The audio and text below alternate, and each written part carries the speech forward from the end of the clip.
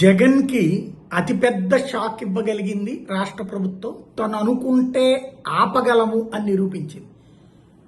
లేదా జగన్ మీద కోటరెడ్డి గెలిచాడన్నది.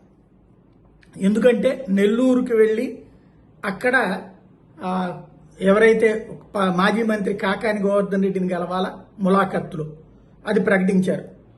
అప్పటి నుండి జగన్ ఇక్కడ దిగనివ్వను అని శపథం చేసినటువంటి కోటరెడ్డి అక్కడ 3 చోట్ల వీళ్ళు హెలీప్యాడ్కి సంబంధించి ఓకే చేస్తే ఆ 3 చోట్ల పర్మిషన్లు ఇవ్వనివ్వకుండా ఆపడం.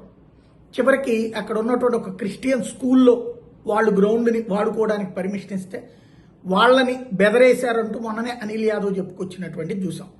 అయినా ఎట్టి పరిస్థితుల్లో ఆపము, ఎలా తీసుకొస్తామో చూపెడతాము, జనం సందోహం ఎట్లా ఉంటుందో చూపెడతామని చెప్పి అనిల్ యాదవ్ శపథం చేశాడు. ఇప్పుడు అనిల్ యాదవ్ శపథం విఫలమైంది, కోటరెడ్డి శపథం సక్సెస్ అయింది, జగన్మోహన్ రెడ్డి టూరు క్యాన్సిల్ అయ్యింది.